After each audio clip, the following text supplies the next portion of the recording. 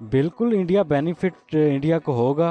वो तो पहले से ये सोच कर बैठे हुए हैं कि ऐसा हो तो हम मार्केट में आएँ। तो ज़ाहिर बात है, अगर चाइना की मार्केट गिरती है तो इंडिया को उसका ऑटोमेटिकली फ़ायदा होगा। यूबीएस की रिपोर्ट के मुताबिक कहती हैं तो डेफिनेटली कोरोना पैंडेमिक ने काफ़ी इसको इफ़ेक्ट किया है, कर रहा है, स्टिल कर रहा है। लेकिन जिस तरह के Aahista Aahista corona situations better होती जा रही हैं, तो मेरा नहीं ख्याल कि ये इतना टाइम लेगा कि उसकी मैन्युफैक्चरिंग को इफ़ेक्ट कर सके। तो मेरा नहीं ख्याल कि ये रिपोर्ट इतनी वैलिडिटी शो करेगी। ऑर्गेनाइज़र है ना, मेरा ख्याल है कि जो चाइना है ना, ऑलवेज़ आपको पता टॉप में रहा है टेक्नोलॉजी के हवाले से, आईटी में हवाले से। उनकी मैक्सिमम मैन्युफैक्चरिंग जो है आपको पता ऑल वर्ल्ड में यूज़ की जाती है। तो मेरा ख्याल है कि इस एंगल को ना बड़े क्रिटिकली डीपली देखना पड़ेगा। मेरा ख्याल ये कि मुश्किल है, चाइना टॉप में रहा है और वो रहेगा। ये चीज़ है, ये पेंडेमिक्स जो आते हैं ना, ये तकलीफ़ें जो आती हैं, ये परेशानियां जो आती हैं ना, ये हमारी इस्लाह के लिए होती हैं। अगर हम समझ जाएँ तो इंडिया भी समझ जाए, अपने आप को देखे कि जी इतनी प्रॉब्लम आई है, इतनी प्रॉब्लम आई है, कहाँ पे हमने गलती की है, किसके साथ हमने ज़्यादती की है। कहीं कश्मीर में तो नहीं ज़्यादती हो गई, कहीं कोई जो उनके नीचे दिल्लत आई और वो हैं तबके हैं, कहीं उनके साथ तो ज़्यादती नहीं हो गई।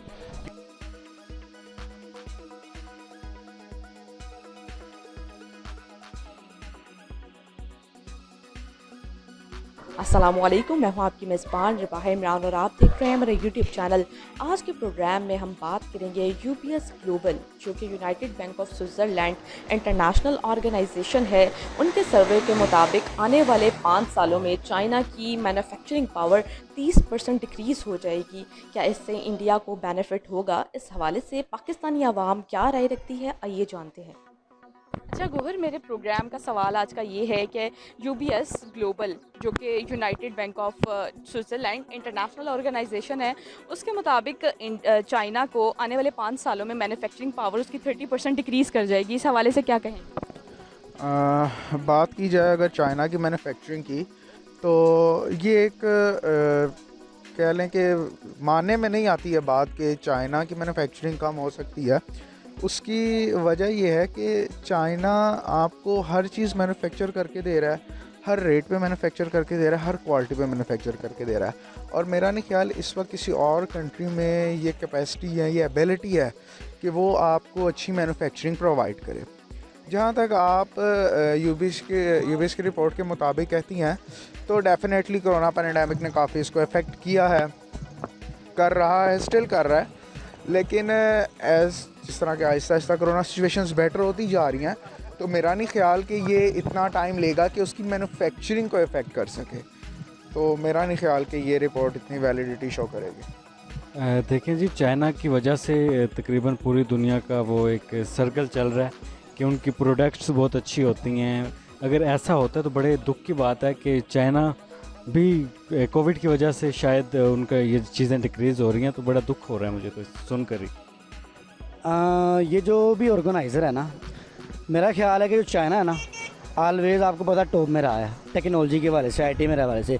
उनकी मैक्सिमम मैन्युफैक्चरिंग जो है आपको पता ऑल वर्ल्ड में यूज़ की जाती है। तो मेरा ख्याल है कि इस एंगल को ना बड़े क्रिटिकली डीपली देखना पड़ेगा। मेरा ख्याल ये कि मुश्किल है, चाइना टॉप में रहा है और वो रहेगा। से मानने में ये बात आ तो नहीं सकती, क्योंकि चाइनीज़ जो है ना वो बड़े एफिशिएंट कौम है।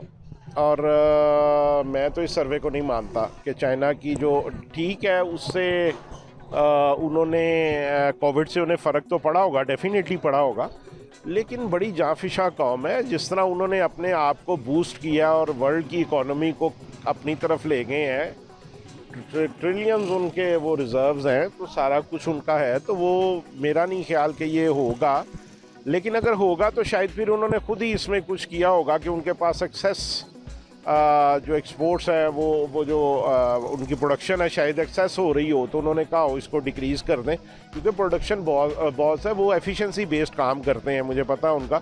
वो तो अगर हम एक चीज़ एक दिन में 10 पीस बनाते हैं तो वो 30 बनाते हैं, 40 बनाते हैं। उसकी वजह से वो दुनिया को कम्पीट कर रहे हैं। उनकी पर यूनिट कॉस्ट सारी दुनिया में जो एक चीज़ बनती है उससे बहुत कम आती है, क्योंकि उनके ओवरहेड्स उसमें डिवाइड हो जाते हैं। ये सीधा सीधा सा एक फाइनेंस का और इकनॉमिक्स का और उसका अकाउंटिंग का ये फार्मूला है, जो मुझे खुद पता है कि इसमें वो क्या होता है। तो वो बहरहाल अगर वो कर भी रहे हैं तो there must be some reason behind that, वो होगा, वैसे नहीं है।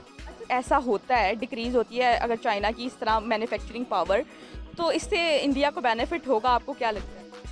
बिल्कुल बेनिफिट इंडिया को होगा। वो तो पहले से ये सोच कर बैठे हुए हैं कि ऐसा हो तो हम मार्केट में आएँ। तो ज़ाहिर बात है अगर चाइना की मार्केट गिरती है तो इंडिया को उसका ऑटोमेटिकली फ़ायदा होगा। ज़ाहिर है चाइना का डिक्रीज़ होता है तो इंडिया आपको पता है विदन नहीं ऊपर आएगा, बिकॉज वो भी आईटी से हमसे तो ऊपर जा रहा है पाकिस्तान से, तो इंडिया ऊपर आएगा मेरा ख्याल है। चाइना टेक्नोलॉजी में आगे है, इंडिया भी उसको कंपेयर कर रहा है, लेकिन वो यूजेज है। इंडिया के नेवर मैन्युफैक्चर दैट थिंग जो चाइना मैन्युफैक्चर कर रहा है। इंडिया वो मैन्युफैक्चरिंग अभी वो एबिलिटी है ही नहीं उसके पास कि जिस तरह वो चाइना मैन्युफैक्चर करे वो ऐसे हम उसको मैन्युफैक्चर कर सके। तो मेरा नहीं ख्याल इनको कंपेयर करना ठीक होगा। देखिए, किसी के कम करने से या बढ़ने से मेरा नहीं ख्याल किसी को भी उसको टारगेट करना चाहिए। आप अपने आप को टारगेट क्यों नहीं करते? आप अपने गोल्स को देखें ना, आप अपने गोल्स देखें, अपने गोल्स को आप अचीव करें। आप किसी को वो देखें जी इन्हां दी घट जाएगी तो साड़ी बढ़ जाएगी, वो उससे कोई फ़र्क नहीं पड़ता। वो मेरा नहीं ख्याल ना, उन्हें ये सोचना चाहिए। ब्रॉडर आप एक्सपेक्ट में जब देखते हैं ना, तो आप अपने आप को पहले देखें ना, अपना होमवर्क पहले करते हैं, फिर दूसरे की वो जो है ना वीकनेसेस और उनके प्लस पॉइंट्स को देखते हैं। पहले तो अपने आप को सही तरह खिलार लो ना। इंडिया के साथ अभी जो कोविड ने किया है वो बहुत मैं समझता हूँ एक डिज़ास्टर है पूरा। अल्लाह ताला उनको इसमें से निकालें। देखें, इंसानियत तो हर जगह पे एक है। मैं नहीं समझता कि हिंदू मुसलमान या जो भी है अल्लाह की मखलूक है साली। अल्लाह ताला जो है ना वो रब्बुल आलमीन है, रब्बुल मुस्लिमीन नहीं है।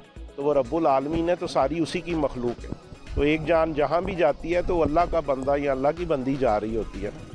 तो अल्लाह ताला उनको इसमें से निकाले। हम दुआ गो हैं और वो निकलते हैं तो वो करें। बाकी अपनी सोच को पॉजिटिव रखें। असल ये चीज़ है, ये पेंडेमिक्स जो आते हैं ना, ये तकलीफ़ें जो आती हैं, ये परेशानियां जो आती हैं ना, ये हमारी इस्लाह के लिए होती हैं। अगर हम समझ जाएँ तो इंडिया भी समझ जाए, अपने आप को देखे कि जी इतनी प्रॉब्लम आई है, इतनी प्रॉब्लम आई है, कहाँ पे हमने गलती की है, किसके साथ हमने ज़्यादती की है। कहीं कश्मीर में तो नहीं ज़्यादती हो गई, कहीं और कहीं कोई जो उनके नीचे दिल्लत आई और वो हैं तबके हैं, कहीं उनके साथ तो ज़्यादती नहीं हो गई। क्योंकि अगर किसी मजबूर और बेबस लाचार पे ज़्यादती होती है ना, तो उसका अजर, उसका मुकाबला फिर अल्लाह ताला से होता है। फिर अल्लाह ताला फिर बदले देता है, वो फिर ऐसे ही देता है। आपको पता है चाइना को ग्लोबल फैक्ट्री का खिताब दिया जाता है। क्या आपको लगता है आने वाले वक्त में इंडिया इसको रिप्लेस कर सकता है?